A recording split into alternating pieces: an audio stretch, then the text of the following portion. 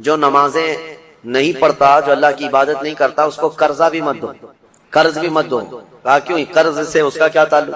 کہا جو اللہ کا قرض نہیں ادا کر رہا وہ تمہارا کیا ادا کرے؟ قرض نہیں بلکہ اللہ کا فرض ہے، جو اللہ کا فرض نہیں ادا کر پا رہا ہو جبکہ وہ اس کا خالق ہے، تمہارے سے کیا تعلق ہے؟ انسانوں کا زیادہ سے زیادہ چند دنوں تک دوستی ہو سکتی ہے، یا رشتے بھی ہیں تو سانس تک، اس کے بعد کہاں تعلق ہے تمہارے؟ قیامت کے دن تو ماں بیٹے کو نہیں پہچانتی، بیٹا باپ کو نہیں پہچانتا، لیکن بندے اور خالق کا رشتہ تو ہمیشہ سے ہے اور ہمیشہ رہنے والا ہے۔ تم جب نہیں پیدا ہوئے تھے تب بھی تمہارا خالق اللہ ہی ہے، یعنی تمہیں نطفے سے لے کر کے یہاں تک لایا، یہاں بھی تمہارا خالق وہی ہے۔ قیامت کے دن جب وہ تمہیں دوبارہ اٹھائے گا تب بھی وہ تمہارا خالق ہے۔ خالق کا بندے سے رشتہ کبھی ختم نہیں ہوا، تو جو بندہ اپنے خالق کے ساتھ مکمل نہیں ہو سکا تو پھر وہ دوسرے کے ساتھ کیسے ہو سکتا ہے؟ دوسرے کے ساتھ اس کے کیا سلوک ہو سکتے ہیں؟ اسی لیے قرآن میں اللہ فرما رہا ہے کیا تم یہ سوچ کر کے بیٹھے ہو کہ ہم نے تمہیں خالی پیدا کیا ہے اور کیا تم نہیں لوٹائے جاؤ گے؟ ہماری طرف لائے جاؤ گے، ہر ایک لوٹائے جائے گا، ہر ایک۔ ابھی چند دنوں پہلے کی ایک بات ہے، ایک چھوٹا سا رسالہ، ایک لٹریچر جو گوتم بدھ کی عبادت کرتے ہیں ان لوگوں کی طرف سے تھا کہ دنیا کا ایک بہت اعلیٰ ذہن کا انسان تھا، اس نے بہترین تعلیمات دی تھی، تو اس پر کسی نے، ایک مسلمان نے نقطہ لگایا تھا اور ان سے بحث ہو رہی تھی، جو بدھسٹ ہیں وہ یہی کہہ رہے تھے کہ آپ بدھا کی جو عبادت کرتے کیوں کرتے ہیں؟ کہا کہ وہ مہان آدمی، مہان انسان ہے، مہان آدمی تھا، بڑے اچھے اخلاق تھے، بڑی اچھی تعلیمات دنیا کو دی۔ تو پھر پوچھنے والے نے پوچھا کہ وہ کہاں ہیں؟ کہا وہ تو چلے گئے۔ کب؟ کہا برسوں ہو گئے، 2500 سال پہلے تو انتقال ہو گیا، مر گئے۔ کہا آئے تھے اور چلے گئے۔ تو پوچھنے والے نے پوچھا تو یہ تو بڑے کمال کی بات نہیں، پھر ان کو لایا کون تھا اور واپس دنیا سے لے کے کون گیا؟ اگر وہ سب سے مہان ہے تو آج ہوتا اور ہم بھی اس کے پیچھے چلتے۔ کہا کہ وہ پیدا ہوا اور پھر دنیا سے چلا گیا، ہم یہ پوچھ رہے ہیں کون ان کو دنیا میں لایا تھا اور کون دنیا سے لے کے گیا؟ وہ بیچارہ خاموش ہو گیا۔ اس نے کہا کوئی تو طاقت ہوگی۔ کہا وہی طاقت ہر ایک کو موت کے بعد لوٹائے۔ دنیا کا چاہے سب سے بڑی طاقت کا انسان بھی کیوں نہ ہو، اسے موت ہے اور وہ اللہ کی بارگاہ میں لوٹایا جائے گا۔ اسی کو اللہ تعالیٰ فرماتا ہے تم کیا سوچ کر کے بیٹھے ہو کہ تم ہماری طرف نہیں لوٹائے جاؤ گے؟ تم سب کو اللہ کی طرف لوٹ کر کے جانا ہے۔ اس دن کو یاد رکھو، اس دن کو یاد رکھو جب یہ ساری چیزیں دھری کی دھری رہ جائیں گی اور تم آخری سفر پر نکل چکے ہوں گے، اور عجیب و غریب حالت میں ہم جاتے ہیں۔ میرے عزیزو، یہ سارے ہمارے کپڑے، ہماری جائیدادیں، ہماری سواریاں، ہماری گاڑیاں سب رہ جاتی۔ آج تک آپ نے دیکھا کہ کوئی آدمی جنازے کی بجائے مرسیڈیز میں قبر میں جا رہا ہو؟ نہیں، وہ بھی 4 کندھوں پر بوجھ بن کر کے جا رہا ہے۔ بڑی اعلیٰ قسم کی سواریاں وہ وہیں رہ جاتی ہیں، بڑے عمدہ لباس یہیں رہ جاتے ہیں۔ آخری سفر کا ایک مخصوص لباس ہے، ایک مخصوص انداز ہے اور ایک مخصوص طریقے سے لے جا کر کے قبر کے حوالے کر کے آ جاتا ہے۔ اور اسی کو فرمایا گیا ہے کہ جس کو یہ اپنا آخری سفر یاد ہوگا اسے یہ بھی یاد ہوگا کہ میں یہاں کیوں آیا ہوں۔ کبھی آج تک آپ نے اپنے اندر جھانک کر کے پوچھا، کبھی سوچا زندگی میں کبھی ایسا وقت آیا کہ ابھی جیسے مثال کے طور پر مسجد میں آ کر بیٹھے، ابھی میں آپ سے پوچھوں پکڑ کر کے کیوں آیا ہوں یہاں پہ مسجد، فوراً آپ جواب دیں گے عبادت کے لیے آیا۔ مسجد کائے کے لیے؟ عشاء کا وقت ہو رہا تھا، نماز پڑھنے کے لیے آیا، یا محفل چل رہی تھی محفل میں آ گیا۔ یہ تو تمہارا مقصد ہے، ہر کام کا تمہارا مقصد ہوتا ہے۔ کبھی یہ سوچا میں دنیا میں کیوں آیا، پوری دنیا میں میں کیوں آیا؟ جس نے اس سوال کا جواب حاصل کر لیا وہ معرفت کو پہنچ گیا۔ جو صحیح طریقے سے اس جواب کو پہنچ گیا وہ اللہ کی معرفت حاصل کر لے گا۔ اسی لیے میرے عزیزو، آگے رب تعالیٰ فرماتا ہے أَفَحَسِبْتُمْ أَنَّمَا خَلَقْنَاكُمْ عَبَثًا وَأَنَّكُمْ إِلَيْنَا لَا تُرْجَعُونَ۔ حضرت موسیٰ علیہ الصلوۃ والتسلیم کے متعلق ایک بات ملتی ہے، ایک چھپکلی تھی دیوار پر چل رہی تھی۔ موسیٰ علیہ السلام نے پوچھا مولا اس کا کیا کام ہے، اس کا کیا کام ہے، یہ کیوں پیدا ہوئی ہے چھپکلی کا؟ ضروری نہیں کہ ہر ایک کی حکمت آپ کو معلوم ہو کون دنیا میں کیوں آیا۔ اللہ نے کوئی بھی چیز بغیر فائدے کے نہیں پیدا کی۔ رب تبارک و تعالیٰ نے ارشاد فرمایا موسیٰ تھوڑی دیر پہلے چھپکلی نے مجھ سے پوچھا کہ موسیٰ کو مولا تو نے کیوں پیدا کیا؟ حضرت موسیٰ علیہ السلام کا کیا کیا کام ہے؟ یہ ضروری نہیں کہ مخلوقات کو ایک دوسرے کی حکمتیں معلوم ہوں، ضروری نہیں، لیکن اللہ تعالیٰ عبث بغیر کسی وجہ کے محض کسی کو نہیں پیدا کیا۔ بس اپنے مقصد زندگی کو سمجھو اور فالتو اپنی زندگی کو ضائع مت کرو۔ جو لوگ بیٹھے اسی طرح سے اپنی زندگی کو ضائع کر رہے ہیں، ان نوجوانوں کو ایک دن احساس ہو جائے گا کتنی قیمتی چیز دنیا میں ضائع کر دیا ہم نے، کتنی قیمتی چیز، کروڑوں کا معجون ملا کر کے بھی بڑھاپے کو جوان کر کے دکھا دو، یہ گیا وقت پھر ہاتھ آتا نہیں، سدا دور دورہ دکھاتا نہیں۔ آپ جس طرح سے تیزی سے اس دنیا کو کاٹتے ہوئے جا رہے ہیں، میاں ہم تو منٹ منٹ گن رہے ہیں، آج دیکھیں ہم 15 تراویح پڑھ چکے ہیں الحمدللہ، ابھی تو ہم چاند کے انتظار میں تھے، یوں ہی وقت آئے گا، اللہ آپ کو سلامت رکھے، ہماری زندگی کا بھروسہ نہیں، اگلا رمضان بھی پھر آپ بیٹھے، بہت تیزی سے آپ کی زندگیاں گزرتی جا رہی ہیں، اور اچانک ایک دن اعلان ہو جائے گا فلاں کا بیٹا انتقال کر چکا، جنازے میں حاضر ہو جاؤ، یہی زندگی ہے۔ اسی لیے ابس اپنی زندگی کو ضائع نہ کریں، جو زندگی کے لمحات ہیں ان میں کچھ نہ کچھ انویسٹ کر دو تاکہ قیامت کے دن شرمندہ ہونا نہ پڑے، ذلیل ہونا نہ پڑے، رسوا ہونا نہ پڑے۔ بہرحال دوسری سورہ ہم نے جو تلاوت کی سورۃ النور، سورہ نور ہے، اس میں احکام بہت سارے آئے ہیں، اس کی شروعات جو ہے وہی بہت ایک سخت ترین گناہ اسلام میں اس کے مذمت میں آئی، زنا۔ اللہ نے قرآن میں جگہ جگہ فرمایا وَلَا تَقْرَبُوا الزِّنَا إِنَّهُ كَانَ فَاحِشَةً وَسَاءَ سَبِيلًا، زنا کے قریب بھی مت جانا، اللہ فرماتا بے شک وہ سب سے بری چیز ہے اور سب سے برا راستہ۔ نبی کریم صلی اللہ علیہ وسلم نے فرمایا کہ جب مومن کوئی مسلمان زنا کر رہا ہو تو ایمان کی حالت میں وہ زنا کر ہی نہیں سکتا، یہ بات یاد رکھ لو آپ، ایمان کی حالت میں کوئی زنا نہیں کر سکتا۔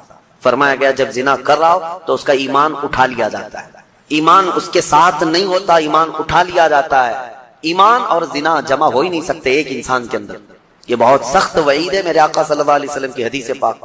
ایمان کی حالت میں زنا نہیں ہوتا، اور جب زنا کر رہا ہوتا ہے تو ایمان نکال لیا جاتا ہے، وہ معلق ہوتا ہے، آسمانوں پر لٹکا ہوتا ہے، زنا کی حالت میں اس کے ساتھ ایمان نہیں۔ اب جو آیتیں آئی ہیں اللہ فرماتا ہے الزانیۃ والزانی فاجلدوا کل واحد منہما 100 جلدہ، زنا کرنے والے مرد اور زنا کرنے والی عورت کو 100 کوڑے مارو۔ یہ ان کے لیے ہے جو غیر شادی شدہ ہے، اور جو شادی شدہ ہے ان کے لیے رجم ہے۔ رجم کا مطلب ہے پتھروں سے اتنا مارو کہ وہ ختم ہو جائے، ان کی موت تک انہیں سنگسار کرنا ہوگا۔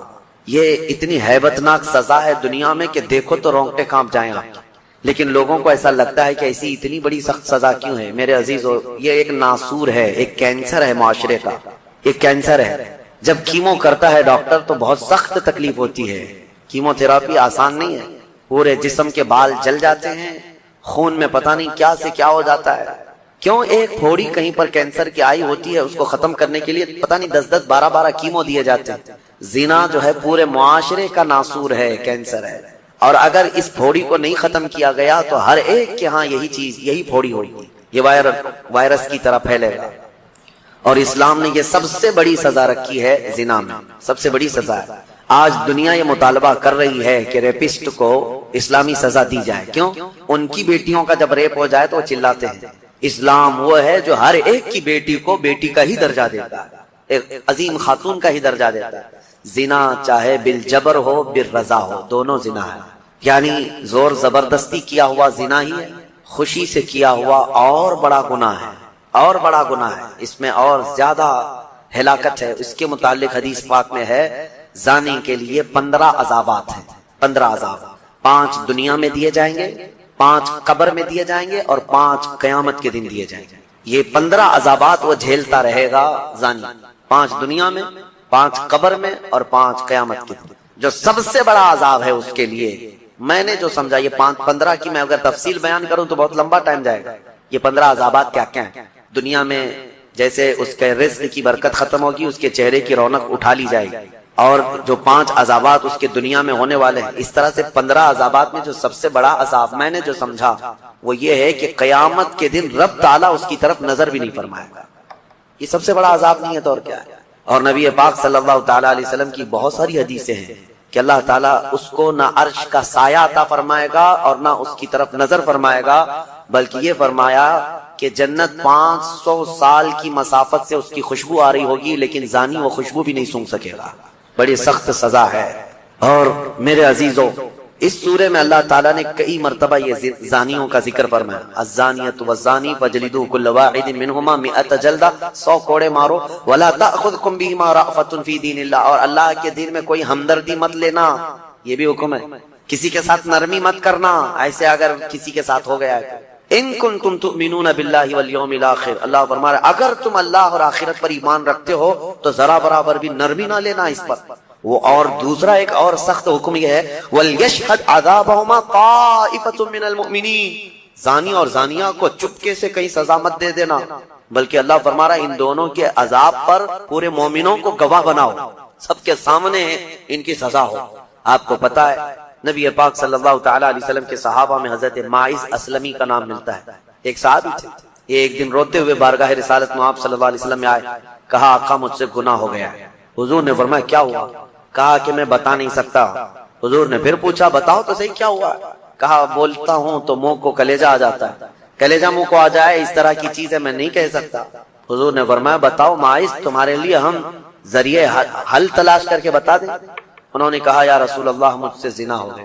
اتنا کہنا تھا نبی پاک صلی اللہ علیہ وسلم نے اپنا چہرہ پھیر لیا، صحابی ہیں حضور کی، خطا ہو گئی میرے آقا لیکن آیا ہوں آپ کے دربار میں۔ جب حضور نے اپنا چہرہ پھیر لیا اب بچا کیا تھا؟ اب وہ رونے گڑ گڑانے لگے، قدموں میں گر گئے، اتنا روتے رہے اتنا روتے رہے۔ اسی کو شاید امام اہل سنت فاضل بریلوی نے ترجمانی میں اشعار میں یوں کہا ہے یا رسول اللہ تجھ سے جو منہ چھپاؤں تو کروں کس کے سامنے، کیا اور کسی سے توقع نظر کی ہے؟ بد ہیں تو آپ کے، بھلے ہیں تو آپ کے، ٹکڑوں پہ یہیں کے پلے ہیں، رخ کدھر کریں؟ نبی پاک صلی اللہ تعالی علیہ وسلم نے پھر ان کو اٹھایا اور پوچھا بتاؤ ہوش میں ہو، ہوش و حواس میں کہہ رہے ہو؟ حضور نے جب پوچھا کہا ہاں میں ہوش و حواس میں کہہ رہا ہوں۔ کہا تمہیں کوئی بیماری، کوئی غشی، کوئی نشہ تو نہیں؟ کہا نہیں میں ہوش و حواس میں کہہ رہا ہوں۔ 3 مرتبہ جب پوچھا تو انہوں نے اقرار کیا۔ صحابہ سے میرے آقا نے فرمایا دیکھو ماعز اقراری مجرم ہے، اسلام میں سزا ہے، یہ شادی شدہ ہے، لے جاؤ اس کو سنسار کرو، سنسار کرو۔ خود میرے آقا صلی اللہ علیہ وسلم سزا میں تو نہیں گئے، صحابہ کے حوالے کر دیا۔ اب وہ مدینے میں ایک پہاڑی ہے جبل انم، وہاں پر لے جایا گیا اور پہاڑ کے اوپر سے ماعز اسلمی کو ڈھکیل دیا گیا۔ وہ لڑکتے ہوئے نیچے آئے، تھوڑا سا بہت اونچی پہاڑی نہیں ہے وہ، چھوٹی پہاڑی۔ پھر وہاں سے جتنے صحابہ تھے ان سب نے پتھر مارنا شروع کیا اور سب اتنے پتھر برسائے گئے تھے کہ ماعز اسلمی کی روح نکل گئی، انتقال ہو گیا، زخمی حالت میں تھے۔ جب واپس آئے میرے آقا صلی اللہ علیہ وسلم غمگین تھے۔ اس وقت صحابہ سے پوچھ رہے تھے بتاؤ ماعز کے ساتھ کیا کیا تھا؟ کہا حضور سب ان کو سنسار کر رہے تھے۔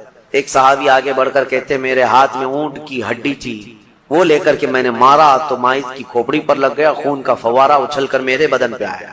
میں نے یہ کہا یہ کس پاپی کا خون لگ گیا، یہ کس خطاکار کا خون لگ گیا؟ میں کپڑے جھاڑ کر کے باہر آ گیا۔ میرے آقا صلی اللہ تعالی علیہ وسلم کو بڑا غم ہوا، کھڑے ہو گئے، کہا یہ جملہ مت کہو، ماعز نے موت سے پہلے سچی توبہ کر لی۔ سزا تو دینی ہی تھی، اسلامی حکومت ہے تو سزا دی جائے گی، صرف توبہ کافی نہیں ہے۔ توبہ کر لی لیکن اب اس کے لیے برا جملہ مت کہو۔ میرے آقا نے فرمایا اللہ تعالیٰ نے ماعز کی سچی توبہ کی وجہ سے جبرائیل کو بھیجا اور یہ فرمایا یا رسول اللہ آپ کے غلام نے ایسی توبہ کی ہے کہ اس کی توبہ کے عوض اللہ نے پورے مدینے والوں کی گناہ معاف فرمایا، سب کی توبہ کے برابر فرما دیا۔ میرے عزیزوں سزا تو دی گئی۔ ایک اور صحابی آئے، وہ بھی آئی تھی بارگاہ رسالت میں آپ صلی اللہ علیہ وسلم نے، کہا کہ مجھ سے خطا ہو گئی، حمل بھی تھا۔ حضور نے فرمایا جاؤ بچے کی ولادت کے بعد آؤ۔ بچہ پیدا ہو گیا، وہ بچہ کو 1 دن 2 دن کا بچہ تھا، وہ لے کر کے حاضر ہو گئی، کہا مجھے پاک کر دیجئے، مجھے پاک کر دیجئے۔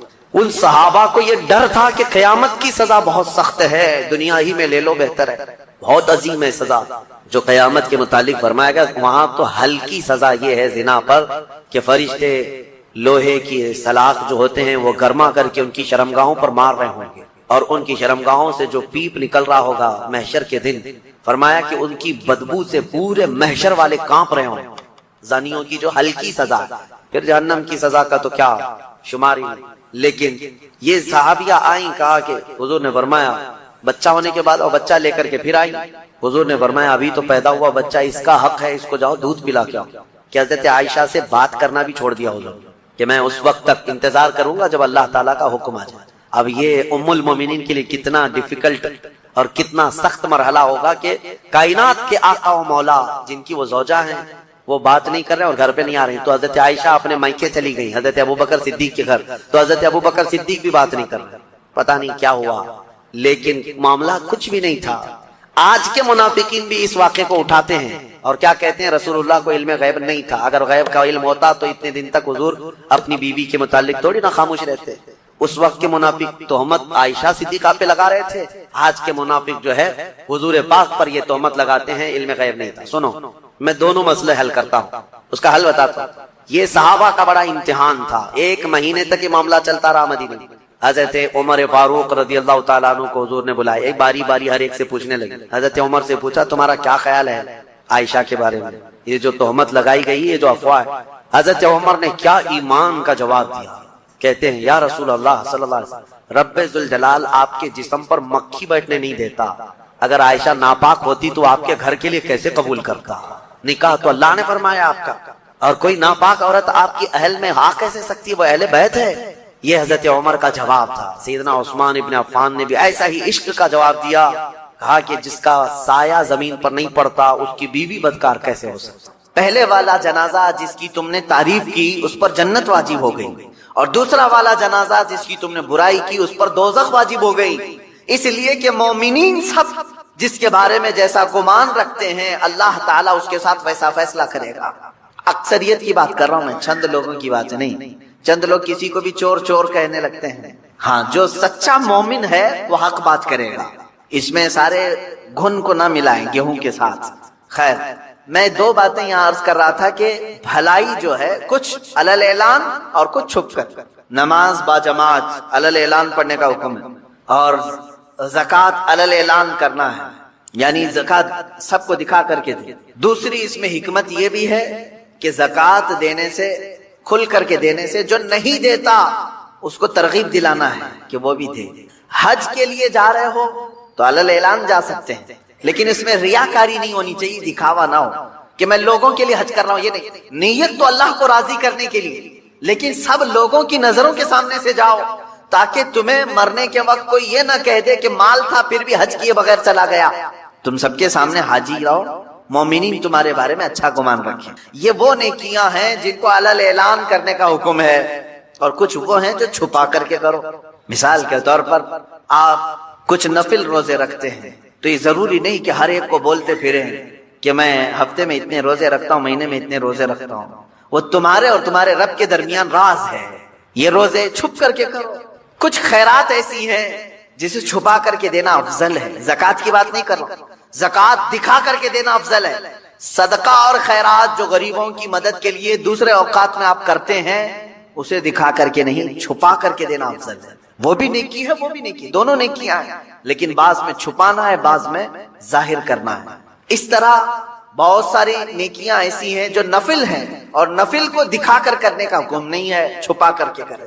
عزیزہ نگرامی وقار، یہاں سے یہ بات پتہ چلی کہ برائی کو علل اعلان کرتے ہو تو اللہ ناپسند کرتا ہے، برائی کو اگر علل اعلان کرتے ہو اللہ ناپسند کرتا ہے، لیکن بھلائی علل اعلان کرو یا چھپا کر کرو، دونوں اللہ کو پسند ہے، دونوں اللہ کو پسند۔